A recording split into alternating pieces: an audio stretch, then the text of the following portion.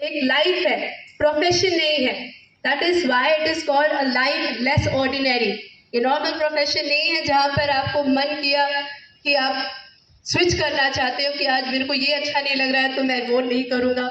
ये normal profession नहीं है। इसीलिए आपको सबसे बहुत फोरमोस्ट इम्पोर्टेंट चीज है डेडिकेशन और ईमानदारी। My question is that how to be disciplined like a Indian Army Force? Please sit down. आपने कभी डिसिप्लिन के बारे में गूगल किया है? बहुत सारी चीजें गूगल करते हो, यूट्यूब करते हो, कभी किसी ने गूगल किया है डिसिप्लिन के बारे में? Yes, ma'am. या कभी सोचा है कि मेरी लाइफ में डिसिप्लिन होना जरूरी है, और अगर डिसिप्लिन होना जरूरी है तो कैसे करूं? डिसिप्लिन सिर्फ एक शब्द है, अगर उसको आप डिक्शनरी में देखेंगे डिसिप्लिन का मतलब होता है आदत। अगर आप बुरी आदत डालेंगे तो वो आपका बुरा डिसिप्लिन बनता है। जरूरी नहीं है कि आपको डिसिप्लिन होना है तो आर्म फोर्सेस में ही आना पड़ेगा। डिसिप्लिन आपके डेली लाइफ का हिस्सा होना चाहिए। डिसिप्लिन का दूसरा मतलब भी होता है सेल्फ कंट्रोल। आपको पता होना चाहिए आपकी मोरल वैल्यू और मोरल लिमिट्स क्या है, मोरालिटी क्या है। तो ये आपके ऊपर है। डिसिप्लिन बहुत पर्सनल मैटर है, डिसिप्लिन एक पर्सनल चॉइस भी है। तो जरूरी नहीं है कि आपको सिर्फ कोई ऑर्गेनाइजेशन हो तभी आप सीखेंगे। डिसिप्लिन आप अपनी लाइफ में लाना चाहते हैं, कभी भी ला सकते हैं। डिसिप्लिन का मतलब होता है self control also.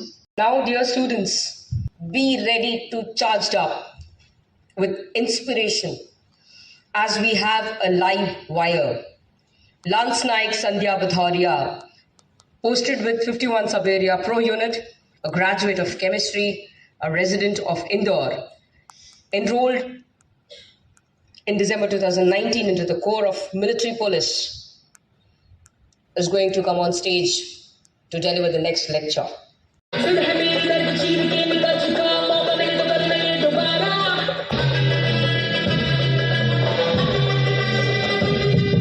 Rajlaki Vada. I am from Jorhat and I am representing my school, Suvarnabha Bodle Girls HS School.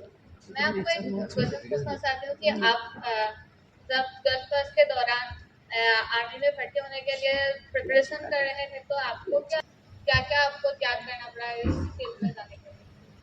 Actually compromise तो नहीं बोल सकते क्योंकि मेरे फादर एक सर्विसमैन थे, तो उनका मतलब मेरा बैकग्राउंड ही आर्मी से था, हमेशा से सपोर्ट था। मैं एक्चुअली 6th क्लास में जवाहर नवोदय विद्यालय स्कूल से, बोर्डिंग स्कूल से थी, तो उसके दौरान फिर मुझे स्पोर्ट्स ये सब चीज़ों में इंटरेस्ट था। स्पोर्ट्स में डिसिप्लिन लाइफ रहना पसंद था, पापा को देखना, उनकी यूनिफॉर्म देखना, मेन उनकी यूनिफॉर्म जो कि आर्मी में एज अ बैकबोन काम करती है कि जब हम पहन लेते हैं तो हमें सारी चीज़ें हम भूल जाते हैं, हमारा डेडिकेशन एक तरफ हो जाता है, तो वो चीज़ हमें मोटिवेट करती है। मैं कॉम्प्रोमाइज़ नहीं कहूँगी क्योंकि ये तो मेरा पैशन था, मैं पापा को देख के ही सीखी हूँ कि हाँ मुझे यूनिफॉर्म चाहिए क्योंकि वो बैकबोन इसके। मेरा नाम है नंदिता शर्मा, मैं जोरहाट से आई हूँ।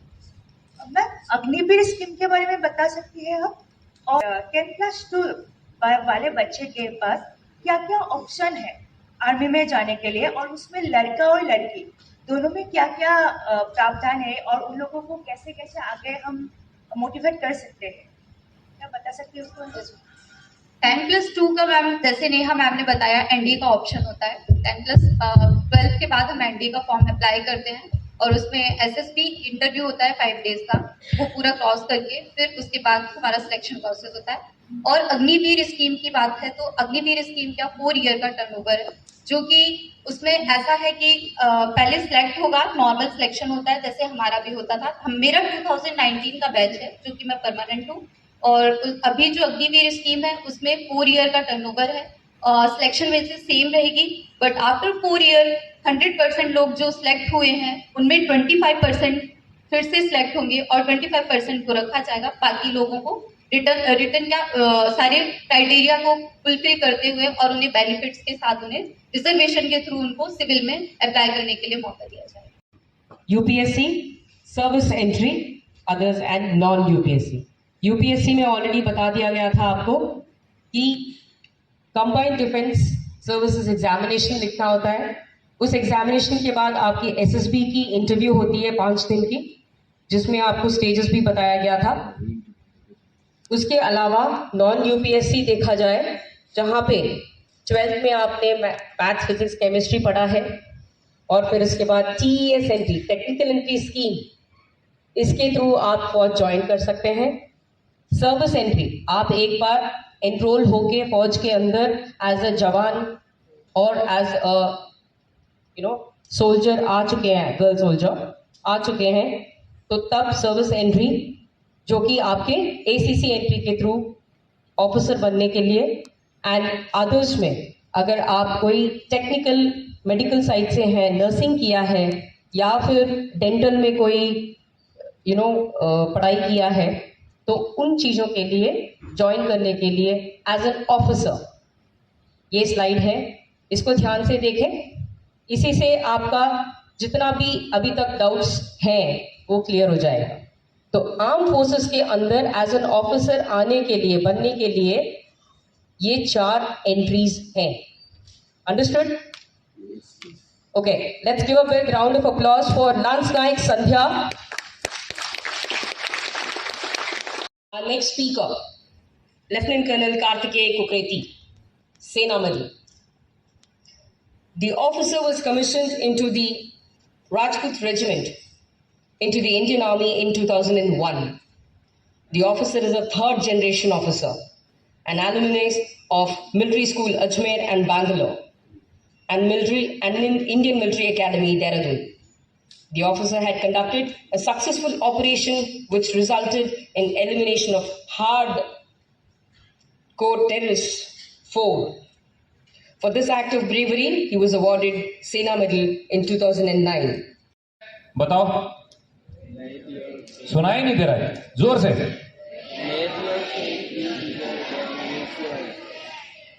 Okay, believe in yourself. This is very important.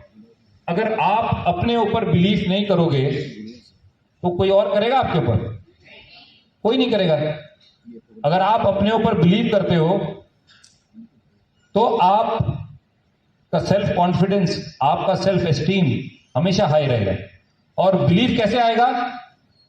Believe आएगा हार्ड वर्क, अच्छी चीजें सीखने से, गुड बुक्स पढ़ने से, और आपके अराउंड जितना भी है वहां ध्यान देने के लिए, और अपने अच्छा फ्रेंड सर्कल बनाने के लिए। यहां पे कोई लिफ्ट नहीं है।